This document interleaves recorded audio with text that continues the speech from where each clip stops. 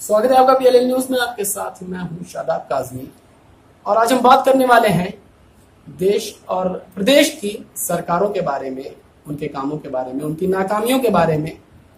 और इस पर बात करने के लिए हमारे साथ मौजूद हैं भारतीय जनता पार्टी युवा मोर्चा के जिला अध्यक्ष अनिल यादव जैनिल जी, और समाजवादी पार्टी से हमारे साथ मौजूद हैं राजविजय यादव जी। तो चलिए सीधे रुख करते हैं अनिल यादव जी का और जानते हैं सरकार की कार्यकर्दगी के बारे में इनकी क्या राय है। अनिल यादव जी, आपका सबसे पहले मैं बहुत स्वागत करता हूं पीएलएल न्यूज में। और जो केंद्र में, राज्य में आपकी सरकारें हैं, उनके कामों पर आप क्या कहेंगे, आपकी क्या राय है, किस तरह से देखते हैं?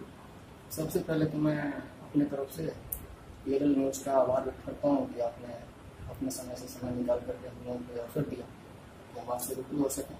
इसके लिए हृदय से मैं आभार व्यक्त करता हूँ। जहाँ तक आपने सवाल किया है भारतीय जनता पार्टी वर्तमान में क्या कर रही है, हम बताना चाहते हैं कि केंद्र की हमारी सरकार ने गरीब के लिए, महिलाओं के लिए, बच्चों के लिए, विद्यार्थियों के लिए हर एक विषय पर देश की नारी सुरक्षा को लेकर के, शिक्षा को लेकर के, देश की सुरक्षा को लेकर के हमारी सरकार ने बहुत कुछ किया। और इन्हीं कार्यों के दम पर हम आने वाले समय में 2019 में पुनः केंद्र में सरकार बनाने जा रहे हैं। और बल्कि 2014 की अपेक्षा इस बार हम भारी बहुमत से 400 के पार जाकर के इस बार हम जो है 400 से अधिक सीटों को ला करके केंद्र में पुनः नरेंद्र मोदी जी की सरकार बनाएगी। महागठबंधन जो हुआ है, सपा बसपा का गठबंधन हुआ है, तो मेन स्ट्रीम मीडिया के अगर सर्वे देखें तो उसके हिसाब से भारतीय जनता पार्टी को काफी क्षति पहुंच रही है उत्तर प्रदेश में। ये आपने सपा बसपा गठबंधन की बात, अभी कुछ दिन पहले 2017 में ही यहाँ के विधानसभा के चुनाव संपन्न हुए। सपा और कांग्रेस का गठबंधन हुआ था और उस गठबंधन को भी लेकर के तमाम पॉलिटिकल पंडित इस बात को कहने लगे थे कि सपा और कांग्रेस मिलकर के 270 से भी अधिक सीटें लेकर के आएंगे। लेकिन 270 जो छोड़िए, इन्हें 27 सीटें भी नहीं मिली। तो आज ये सपा बसपा गठबंधन को कैसे देखते हैं कि सर्वाधिक सीटें ला पाएंगे उत्तर प्रदेश में? या असफल गठबंधन है, या महामिलावटी गठबंधन है, यह गठबंधन ऐसा है, हम इसको ऐसे भी देख सकते हैं। तमाम चोर, लुटेरे, अत्याचारी, अपराधी किस्म के लोग, पार्टियों को चलाने वाले लोगों का यह गठबंधन है। जनता ने इस गठबंधन को ही नकार दिया है और आज जनता को गठबंधन की आवश्यकता नहीं है। जनता मोदी जी के साथ है। जनता फुल मेजोरिटी की सरकार चाहती है। जनता इंडिपेंडेंट बहुमत वाली सरकार चाहती है, एक मजबूत सरकार चाहती है जो देश को सुरक्षित, देश का भविष्य सुरक्षित कर सके, देश में विद्यार्थियों के लिए, नौजवानों के लिए काम कर सके। देश का औरा जो आज बढ़ा है वो नरेंद्र मोदी जी के नेतृत्व में, हमारे देश का मान सम्मान पूरे विश्व में बढ़ा है। तो हम पुनः एक बार नरेंद्र मोदी जी की सरकार बनाने जा रहे हैं। तो जैसा कि आपने सुना, महागठबंधन से, सपा बसपा के इस गठबंधन से भाजपा पे कोई फर्क नहीं पड़ने वाला है, दोबारा इनका कहना है। पूर्ण बहुमत से सरकार बनाएगी भाजपा। तो चलिए अब रुख करते हैं समाजवादी पार्टी के युवा नेता राजविजय जी का और उनसे जानते हैं इस पर क्या कहना है राजविजय जी का। राजविजय जी, सबसे पहले आपका बहुत बहुत स्वागत है पीएलएल न्यूज में। आप सभी का आभार, पीएलएल न्यूज के सभी दर्शकों और पूरी टीम को सविनय धन्यवाद करना चाहूँगा। और आपने जो पूछा है उसका जवाब देने से पहले मैं अपने मित्र से ये कहना चाहूँगा कि आपने जो 2017 में गठबंधन हुआ था कांग्रेस पार्टी से, आपने उसका डाटा तो बता दिया, लेकिन अभी फिलहाल में जो चुनाव संपन्न हुआ है, जो लोकसभा गोरखपुर और कैराना नूरपुर के जो भी चुनाव संपन्न हुआ है, उसमें आपकी पार्टी ने जितने भी कार्य किए थे उसको लेके इन्होंने जब मैदान में ये लोग गए तो ये जो जाति धर्म की जो राजनीति करते हैं, इनका जो मुखौड़ा है इसको समाज पढ़ चुका है और समाज इनको एक हाशिए पे ढकेल चुका है। और जो आने वाले समय में 2019 जो मिशन 2019 लोकसभा चुनाव है, इसमें जो गठबंधन है, आदरणीय श्री अखिलेश यादव जी, बहन कुमारी मायावती जी, ये 80 की सीटों में से, अभी आपने देखा होगा जो आप बात कर रहे थे अभी कि एबीपी न्यूज जो बहुत भरोसेमंद न्यूज है, और जब आचार संहिता लगती है, जब इनका जब सर्वे आया है तो इन्होंने बताया है कि उत्तर प्रदेश में गठबंधन 47 सीटों पे जीतेगा। तो ये लहर है ना, ये गोडसे की विचारधारा नहीं है, ये किसी के ऑफिस में बैठ के नहीं डील की जाती है। ये उस अंतिम कार्यकर्ता जो गांव के लोग हैं उनसे निकल के आता है, ये व्यापारियों से निकल के आता है, ये नौजवानों से निकल के आता है, ये महिलाओं से निकल के आता है। ये जो आवाज है ना, ये जो लहर चल रही है गठबंधन की, जो ये लोकसभा घोषी की जब हम बात करते हैं, हम लोकसभा घोषी से बिलोंग करते हैं, यहाँ बुनकरों की आबादी सबसे ज्यादा है। मैं आपको बताना चाहूंगा, ये नोटबंदी हुई थी और उसके बाद जो जीएसटी भारत सरकार ने व्यापारियों पर थोपने का काम किया और इतना इसको कठिन बनाने का कार्य किया, इससे तमाम तरह की दिक्कतें आई, व्यापारियों को दिक्कतें आई। इनकी जब सरकार चली गई तो ये 10% का आरक्षण लाते हैं सामान्य वर्ग के लोगों के लिए। ये जो सरकार है ना, ये सबको ठगने का काम करती है। जैसा कि इन्होंने बताया, जीएसटी और नोटबंदी का जिक्र किया, जीएसटी इस पर का विषय देखिए हम बताते हैं। उन्होंने हाशिए की बात करी। सन 2017 के चुनाव में समाजवादी पार्टी की क्या स्थिति है, यह देश और प्रदेश के लोग जानते हैं। यह विधानसभा का चुनाव लड़ने गए, 270 तो छोड़िए, इन्हें 70 सीटें भी नसीब नहीं हुई। और यह नगर पालिका के चुनाव लड़ने गए, उनमें इनका खाता तक भी नहीं खुल पाया। और प्रदेश की सभी महानगर पालिकाओं में भारतीय जनता पार्टी के मेयर हैं, चेयरमैन हैं। ये बात करते हैं कि हाशिए पर कौन है।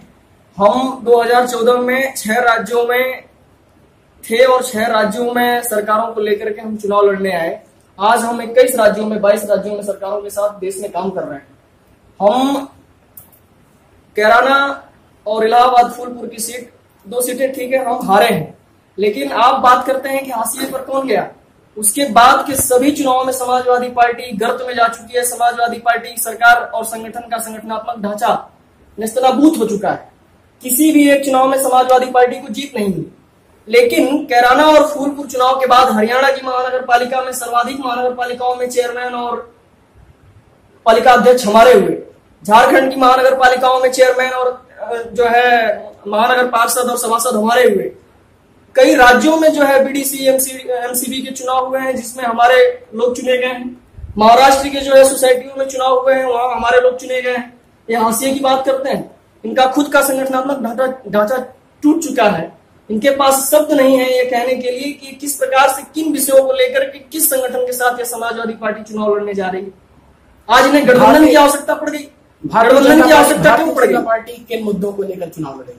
हम 2014 में भी लोकसभा के चुनाव में हमारे जो मुद्दे रहे हैं, जिन संकल्प पत्र के विषयों को लेकर के हमने चुनाव लड़ा था। 2014 में तो बहुत बड़े बड़े वादे किए थे बीजेपी ने, जिसमें 15 लाख रुपए हर व्यक्ति के अकाउंट में आने के बाद। देखिए, 15 लाख रुपए का जो विषय आपने बताया, हमारी सरकार ने कहा था, देश के प्रधानमंत्री यशस्वी नरेंद्र मोदी जी ने कहा था 15 लाख रुपए देने को हम कहा था। आप ऐसे अगर देखें तो देश की और किसी भी लोकतांत्रिक राष्ट्र में कोई भी लोकतांत्रिक सरकार या डायरेक्ट कैसे कर सकती है, आप इसको समझने का प्रयास करिए। 5 लाख रुपए का हमारी सरकार ने आयुष्मान स्वास्थ्य अगर नहीं सुरक्षा बीमा के माध्यम से हमने देने का काम किया।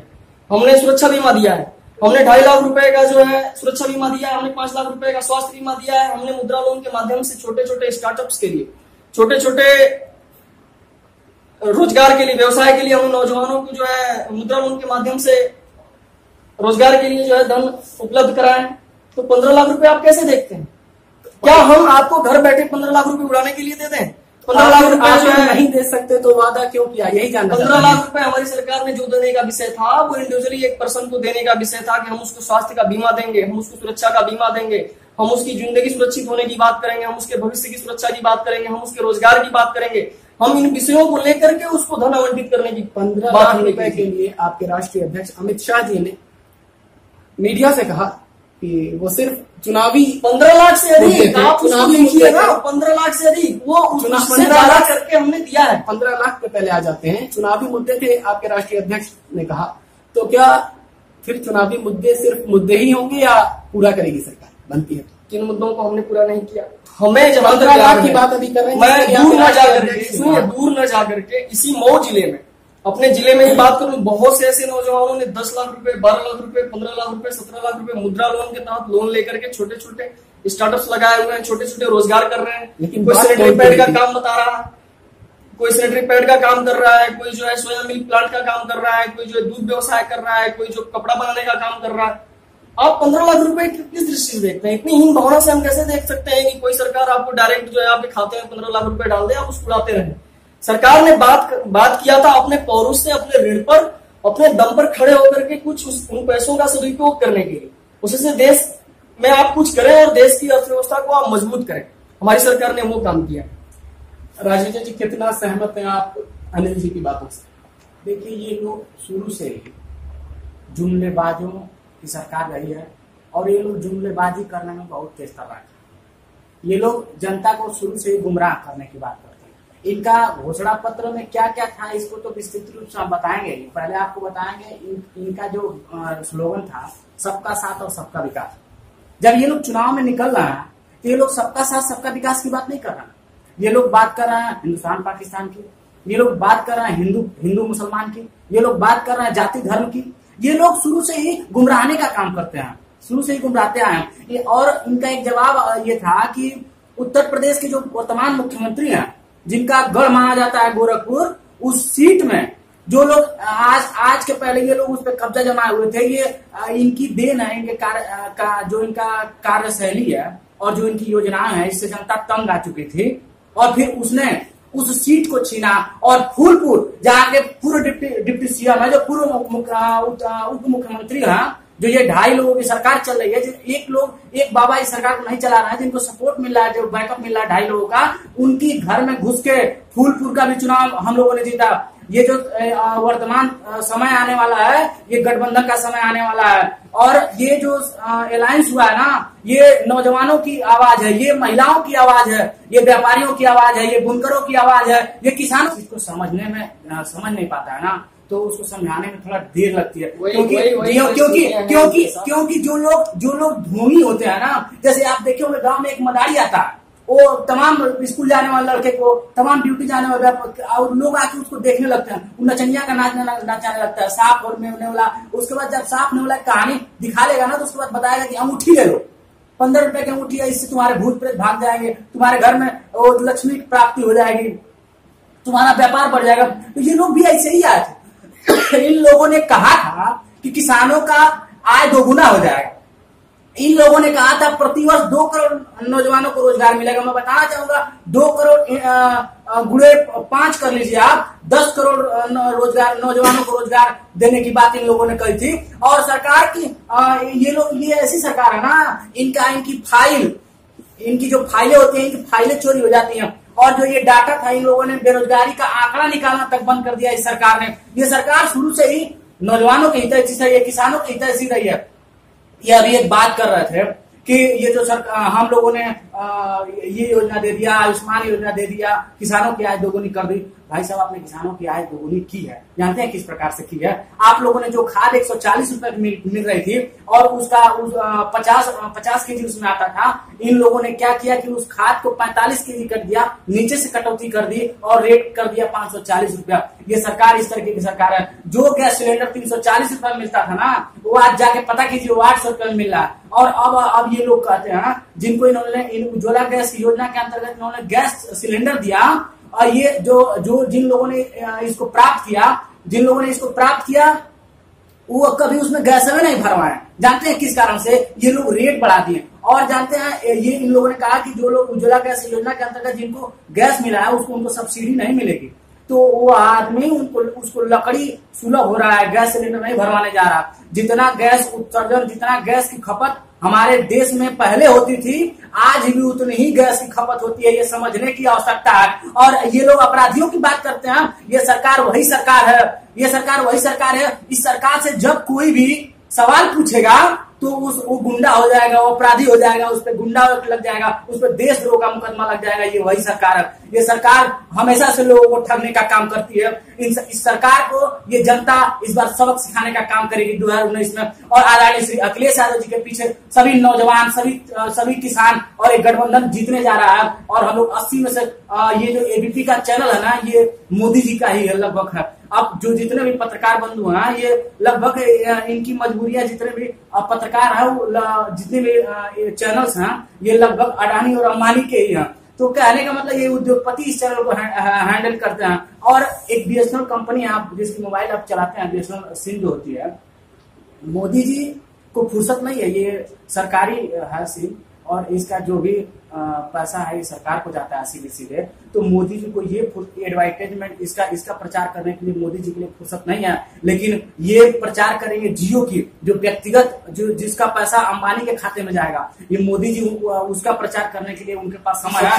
ये बीएसएनएल का प्रचार नहीं करते मोदी जी, जियो का प्रचार करते हैं, इस पे आपत्ति जता रहे हैं, ये इस पर क्या कहेंगे? देखिए, इनको सबसे पहले तो अध्ययन करना चाहिए और ठीक प्रकार से अध्ययन इस बात का करना चाहिए। इन्होंने कहा कि बीएसएनएल एक कंपनी है, इनको ज्ञान होना चाहिए कि बीएसएनएल कंपनी नहीं है, बीएसएनएल भारत संचार निगम लिमिटेड, बीएसएनएल भारत सरकार का जो है, भारतीय सरकार का एक सिस्टम है। और मोदी जी को फुर्सत नहीं है, मोदी जी को फुर्सत नहीं है, आज भी ठीक प्रकार से दूरसंचार के क्षेत्र में काम कर रहा है, लोगों को अपनी सेवाएं दे रहा है।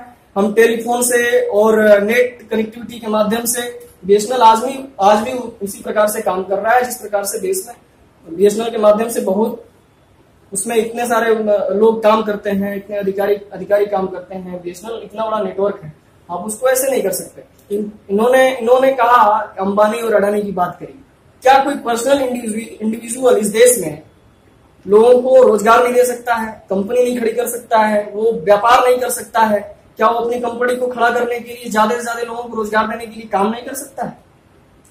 ये व्यवस्थाओं को कैसे देखना चाहते हैं? ये व्यवस्थाओं को सेंट्रलाइज करना चाहते हैं, एक व्यक्ति के इर्द गिर्द घुमाना चाहते हैं, एक परिवार के इर्द गिर्द घुमाना चाहते हैं, परिवारवाद और वंशवाद इन व्यवस्थाओं को लेकर के व्यवस्थाओं को ये खड़ी करना चाहते हैं।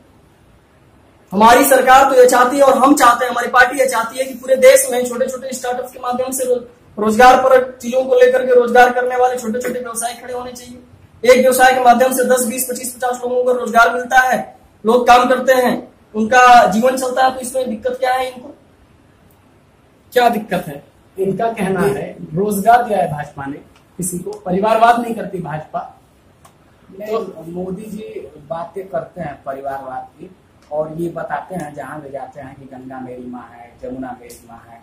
ये इलाहाबाद में जाते हैं तो कोई बोलते हैं कि ये शहर मेरी माँ है, यहाँ के लोग मेरे भाई हैं। बात सही करते हैं, वो अपने आप को पिछड़ा बताते हैं। देखिए, पिछड़ा तो है, लेकिन अभी एक चकबंदी लेखपाल की भर्ती निकली थी जिसमें सीटें थी 1362 और जिसमें सामान्य वर्ग को 1002 सीटें भरनी थी और एससी पे 36 और ओबीसी गायब था इससे।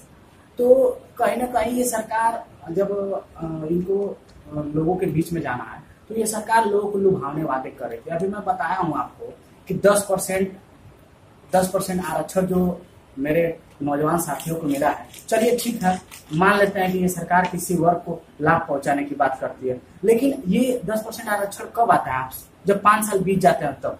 यानी कि आपके सरकार के द्वारा उन 10% जो नियम लाया गया उससे लाभ कोई नहीं मिलेगा। ये सरकार शुरू से ही लाभ लोगों को गुमराह करने का काम करती है। अब इन्होंने जो आखिरी बजट इनका आया है ये किसानों के लिए आया है, लोग लुभावने वादे हुए हैं, जिस बजट में शिक्षा के लिए कुछ भी नहीं था। तो ये तो बातें करते हैं, पिछड़े की बात करते हैं, जहां जाते हैं वहां की माँ इनकी माँ हो जाती है। लेकिन इनकी सरकार ने माओ के पेंशन छीन लिए, 500 रुपया। आप जानते हैं समाजवादी पार्टी राष्ट्रीय अध्यक्ष श्री अखिलेश यादव जी द्वारा जब हम लोग की सरकार थी तो बूढ़ी माँ को 500 रुपया मिला करता था। ये सरकार, और ये रोजगार की बात कर रहा है ना, ये रोजगार की बात कर रहा है श्रीमान, जो आपको ज्ञात होना चाहिए, आपको ज्ञात होना चाहिए कि जब ये सरकार आई थी तो ये उस नौकरी की बात नहीं कर रही थी कि अंबानी जो देंगे उस नौकरी की बात नहीं कर रही थी। न कि ये सरकार जब बनी थी तो इन्होंने ये अभी पकौड़ा वो बेचने के बारे में मोदी जी का प्रचार चल रहा था कि आप सभी नौजवान पकौड़ा बेचें।